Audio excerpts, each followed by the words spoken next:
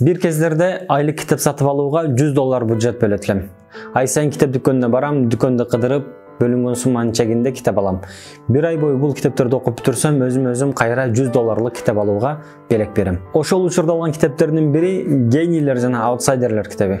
Эгерде аябай китеп окуйт элем, жаңы чыккан китептердин баарын алышым керек дегендердин катарында болбосоңуз, бул китепти албай эле коюңуз. Жөн эле акчаңызды коротпой, мындан да маанилүү китептерди алсаңыз жакшы болот. Андан көрө мен бул китепти окугандан кийин аябай маанилүү бир канча жерин видео кылып тартам, ошону эле көрүп койсоңуз жетиштүү болот. Андыктан каналыма катталганды унутпаңыз. Эгерде узак жана бактылуу жашаганды кааласаңыз, анда Генийлер жана Аутсайдерлер китебинин баш сөзүндөгү бул окуяга мени менен бирге кулак салыңыз. Нью-Йорк шаарынан 145 чакырым алыстыкта Розетта шаарчасы жайгашкан.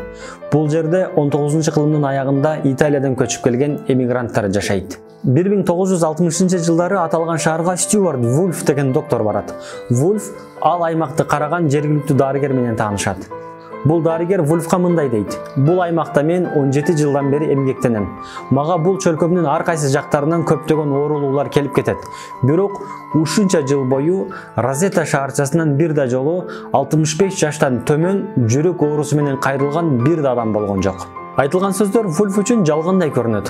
Америкадагы улгайган адамдардын негизги өлүм себеби жүрөк оорулары болуп турган ошол учурда Розеттада 65 жашка чейин бир да адамдын жүрөк оорусу менен оорубагандыгы түшкө кирбеген нерседей сезилет. Бул көрүнүштүн астындагы сырды түшүнүү үчүн Вульф мамлекеттин да колдоосун алып, жапатырмак изилдөөнү баштайт. Дарыгер жалган айткан эмес экен. Жүргүзүлгөн иликтөөлөр жашы 55-тен төмөн бир да розетталыктын инфаркттан өлбөгөнүн жана бир да адамда жүрөк кан тамыр ооруларынын жок экендигин көрсөтөт. Жада калса 65 жаштан улуулардын арасында жүрөк кан тамыр ооруларынан өлгөндөрдүн саны нормадан 2 эсе аз экендиги ортого чыгат.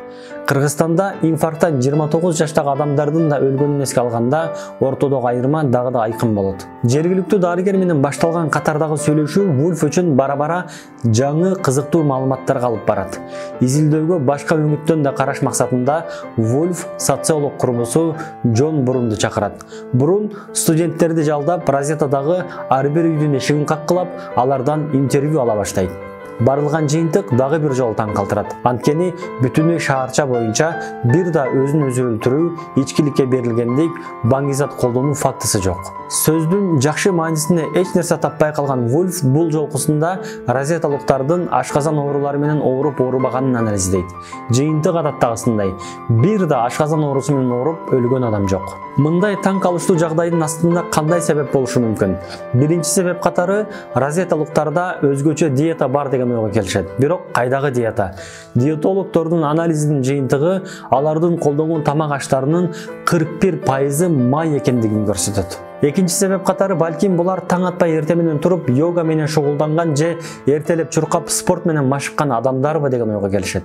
Бирок бул гипотезада жокко чыгат. Эгерде себеп диетада же спортто болбосо анда маселенин сыры алардын күчтүү генинде жатат деген ойго келишет.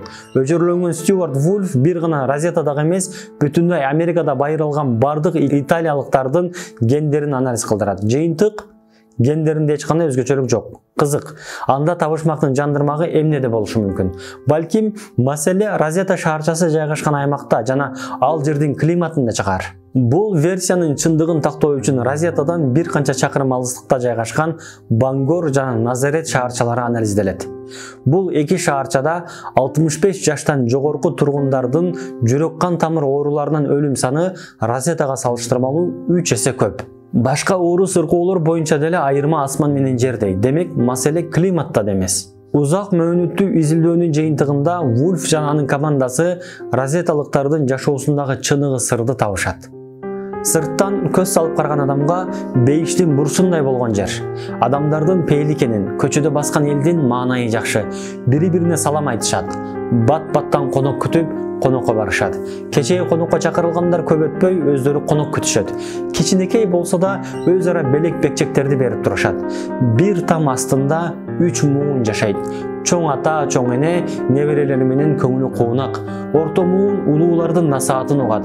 Күндүз эмгектенишип акча табышат, чоңоюп келе жаткан жаш муунду тарбиялашат. Түшкү тамактануу учурунда бул шаарчага кирип калсаң, тамак үстүндө 3 муундун шаттуу маанайда тамактанып жатканын көрөсүң. Улууга урмат бар, кичүүгө ыззат бар. Кайдан билебиз? Балким күнүбүздөгү көптөгөн моралдык жана материалдык оорулардын шыпасы таптакыр биз күтпөгөн жерде жаткандыр. Алыста куса болуп сагынып жүргөн ата-энени зыярат кылып, алардын көңүлүн алуу, алардын жүзүндөгү жылмаюуну көрүү биздин жүрөгүбүзгө шыпадыр. Ал эми керексиз буюмдай болуп, карылар үйүндө унутта калган чоң ата чоң энелерибиз башыбызга селдей агылып келген балээлерге себептир. Тамыры жок дарак көпкө жашабайт, кургайт. Унутпайлы, ата-энени сыйлоо, аларга көздүн карагиндей кароо, бир короодо 3 муундун ынтымакта шаттыкта жашагандыгы кылымдардан бери тарыхыбыздын тамырында болгон көрүнүш. Видеону бөлүшүп, пикир калтырганды унутпаңыздар.